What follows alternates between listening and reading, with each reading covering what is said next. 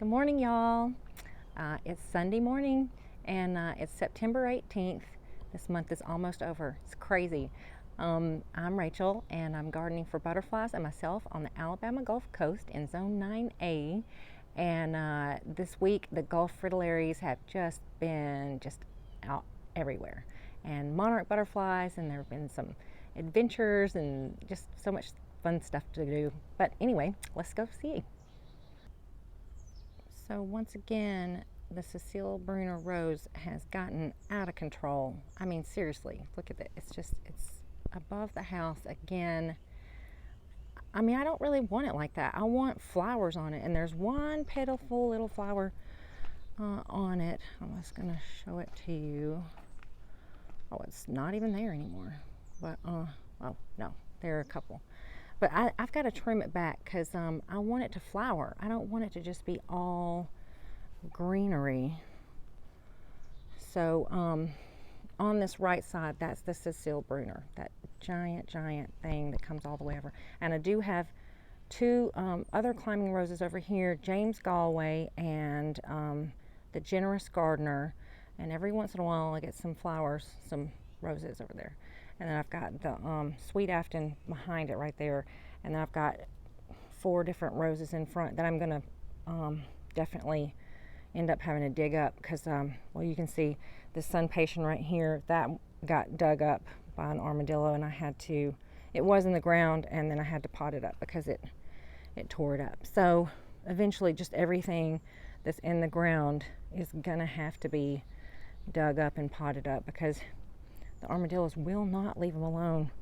And I know you're just like, you should put out poison or you should put out traps, and we've done all that.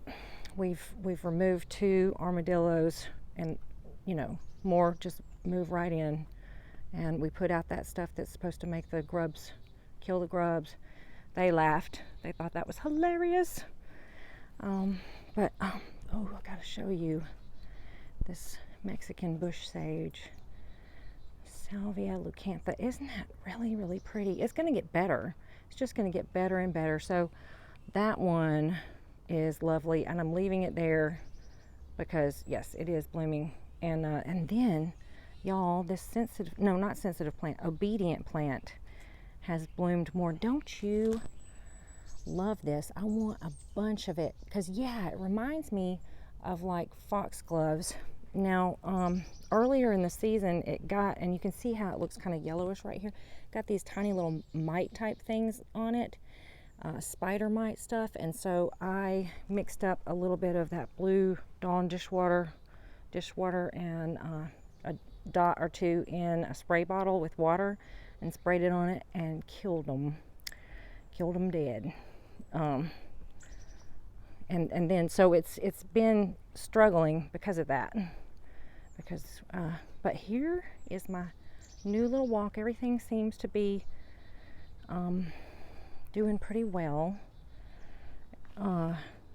getting pretty big. The bubblegum petunias, super petunias, are filling out the pot, and I just come in here and I think they're supposed to be self-cleaning, but I come in here and pop them off so that they can have more encouragement, I guess that would be the word. So this is kind of the view from my window where I can see these colors. And then I love that Wicked Witch Coleus. It is just super fun. Look how big it is now. It has gotten way bigger. And that Gumfrina, I threw some seeds out kind of in between the pots for some like zinnias and stuff. So it'd be cool if some stuff grows up between the pots.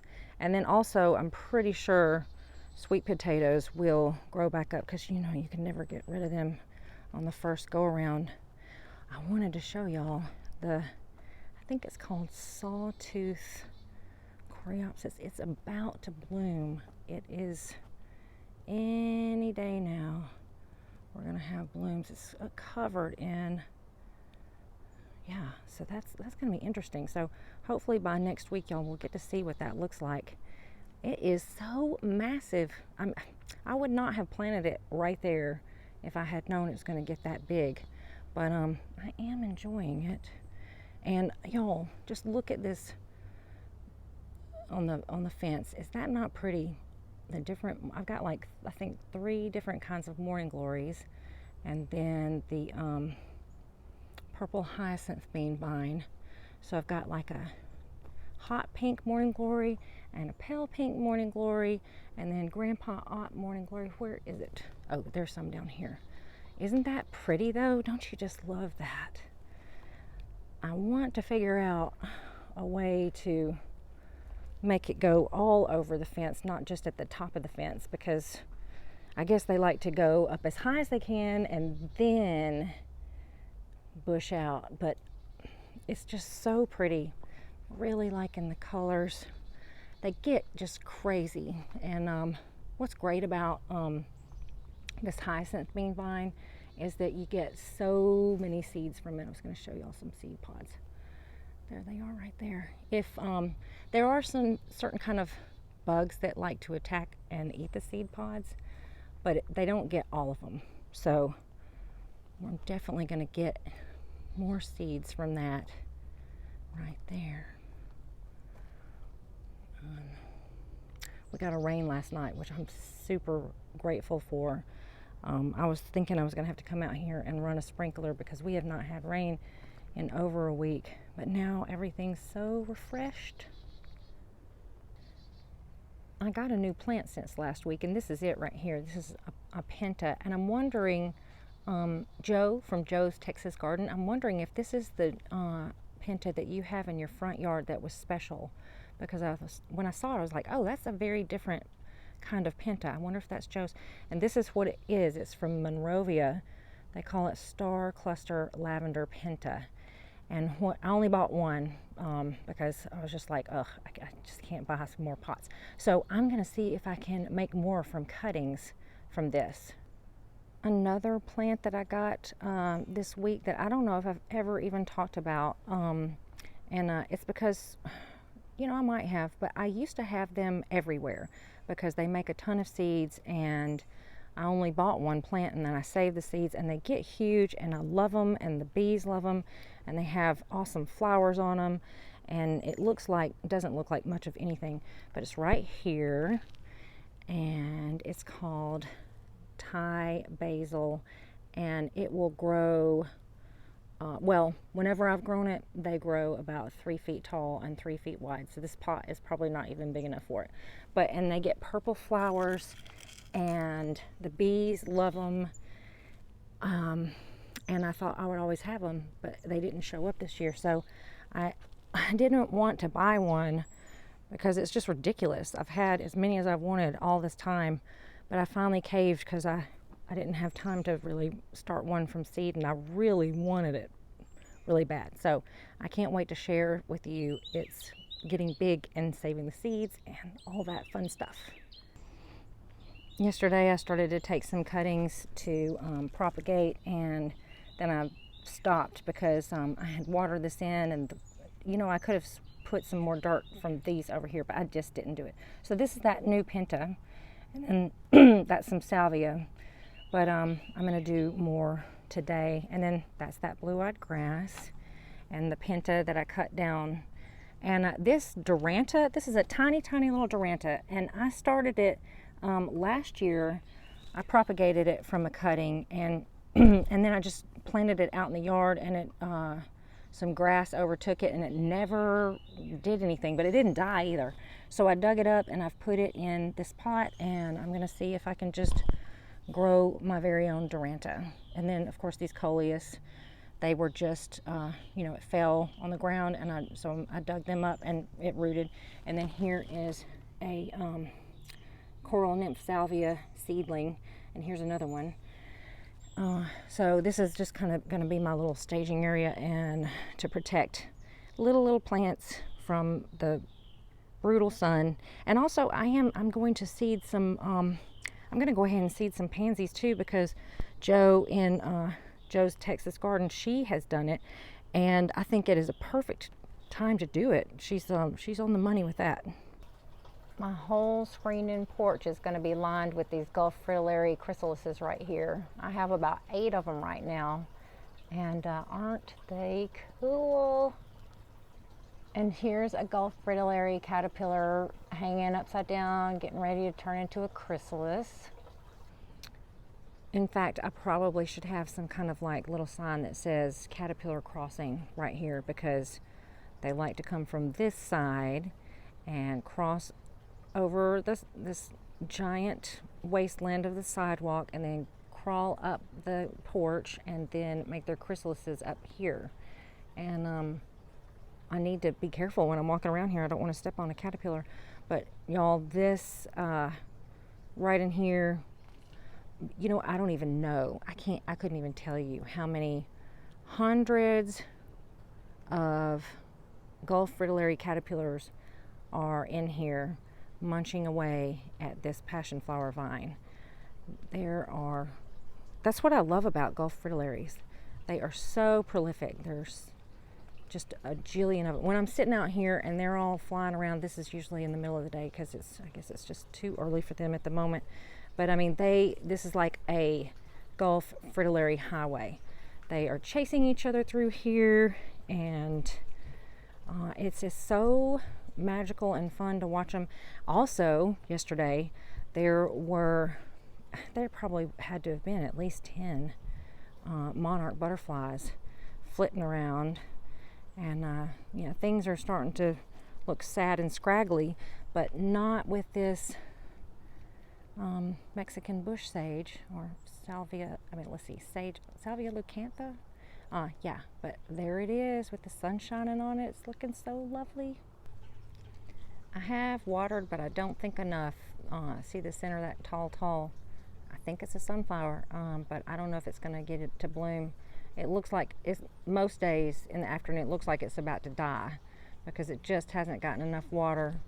And we'll just see what happens. I'll let y'all know if it ever flowers. But I mean, it's so ugly. I want to yank it out, but it's got some passion flower vine kind of draped over it, so I'm leaving it alone right now.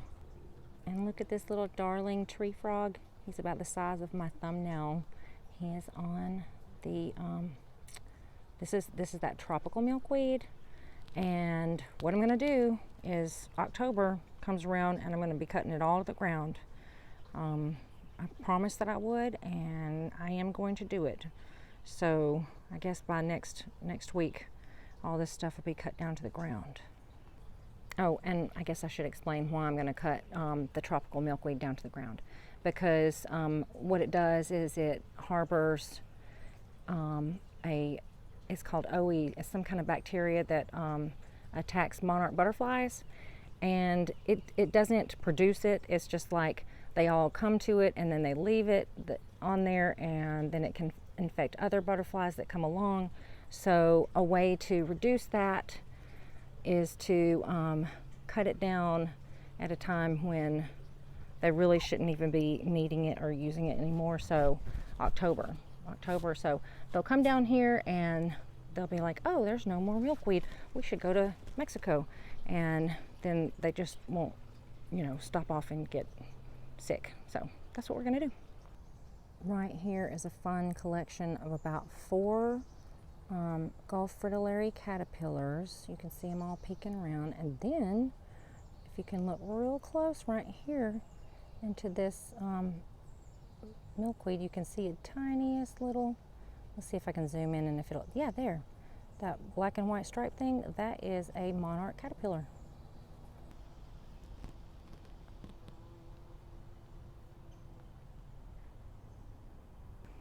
I think this is our native passion flower vine right here.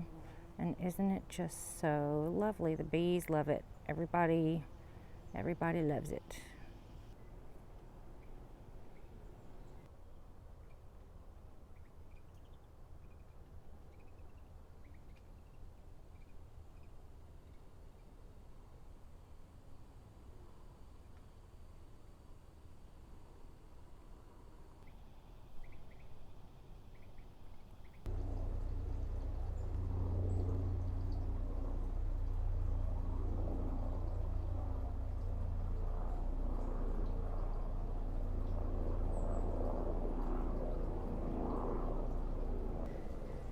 was out here trying to water this sad sunflower, and I found this praying mantis. And isn't it just the neatest? Now, here's something that's cool about praying mantises. You know, a lot of insects in the garden, they don't seem to notice you at all. I mean, they are living their best lives and they don't see you. But a praying mantis, it's looking at me right now. It will look you in your Christian eyes and say, what are you looking at? I mean, and that's what it's doing. I'm concerned that it might try to jump on me because I'm getting into its zone. Let me show you where it is. It is on a milkweed, and I'm guessing that its prey of choice is probably a butterfly, because I have seen little telltale signs of praying mantises eating butterflies. Usually what will happen is you'll just see the wings and nothing else. I hope he'll get this beetle while we're sitting here, but maybe he'll go for it. Maybe not. Maybe he wants a tasty, tasty butterfly. They're a little juicier. And here we are with a darling, darling Gulf fritillary caterpillar. And look at my finger and look at its size. It's so little. We're gonna have so many of them, y'all. And under this leaf right here is a bigger Gulf fritillary caterpillar. Ta-da. Yes. Oh, and two tiny ones. Look at that. Bonus. Wow, 3 in 1. How fabulous is that? Oh my goodness, y'all. 3 more Gulf fritillary caterpillars right here on this one little tendril of passion flower vine. I think Gulf fritillary butterflies are the best bang for your butterfly buck. They are so prolific, and oh man, I mean, there should be clouds of them right here. It's kind of a pain in the butt because they're so fast.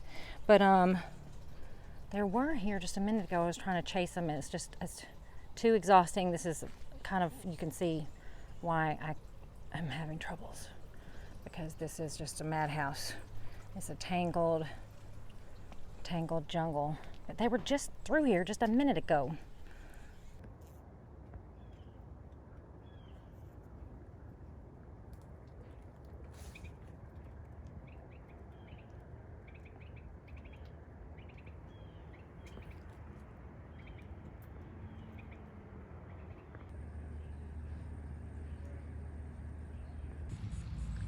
This is my other little butterfly garden that I have.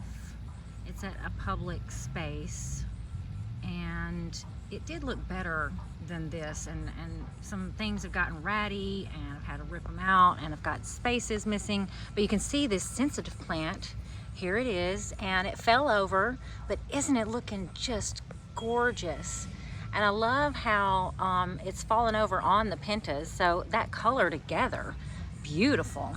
And then here's another sensitive plant. I've got pentas, and there's just some spots missing, but even right now there's a monarch on the milkweed right here. I think it's just drinking some nectar. But I did put a lot of native plants in here, and these pots, they've been here for a while. I'm gonna have to just take them out and plant them out in the garden and fill the spots. But isn't this pot just incredible? It's just crazy how it's just overflowing. And here's, oh, there goes that a swallowtail. But we've got this liatris. Look at how tall it got. It fell over. It's about 6 feet tall, but this is a native plant. And then other things, I've got Stokes aster and just random things in here, but this is it. Here's the other side. We have some sensitive plant here. This stuff, when you touch it, it will fold up, and it gets these little fluffy pink balls of flowers on it. And so I'm looking forward to that blooming more, because apparently it doesn't bloom until later. And there's another obedient plant. I've got like 3 or 4 of them, but I love the color of it. Just so beautiful.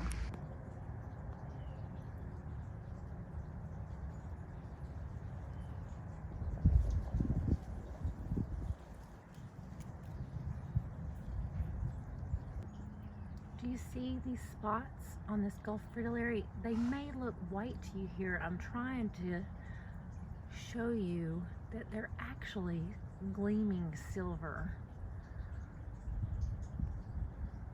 I don't know if it's really coming through, but in person, these light colored spots on the underside of the wings are actually silvery, metallic looking. I wanted to show y'all an example of something that I'm gonna do. When I planted this blue-eyed grass in this pot, it was already too thick and I didn't have time to do anything with it. So I just went ahead and plunked it in this pot, but it's just overgrown, it's too thick. I'm gonna pull it out and I'm gonna like cut it in fourths, and I'm gonna pot it up in like smaller pots, and because it just can't stay like this. Even if it doesn't survive, I can't leave it like this. So either it's gonna help or it's gonna hurt, but we can't leave it the same. So I'll show y'all after I've done it how I've managed. Here's another example of something that I can't leave like it is. It's just gotten scraggly and it's kind of yellowed and it's overgrown and it's icky. I mean, it's still got flowers on it, but you can see down here at the base of this penta, it's growing. And so what I'm gonna do is I'm gonna snip off all this old stuff and just let it start growing back. And I'm probably gonna put it in maybe even a smaller pot because this pot is not working for it. So that's what I'm going to do to save this plant and let it grow back full and happier than it is right now. When I started to divide the blue-eyed grass, I realized when I cut it in fourths that it was still too thick, and so then I ended up cutting 3 of those pieces in half and leaving one of them that was in fourths. That's the one that's in fourths. So now I've got a whole bunch of them. Hopefully they'll live, and I'll have some to even take to my other garden. So that's exciting, being able to make more plants out of one. Doesn't this Mexican sage bush look so pretty in the sunshine?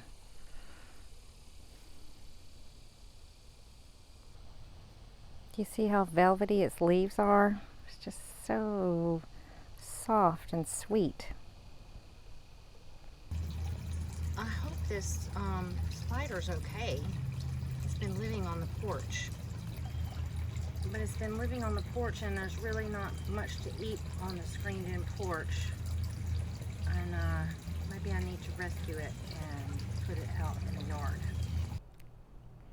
Thank y'all so much for joining me today in my gardening tour, and I hope that y'all are having amazing adventures with butterflies and flowers in your gardens.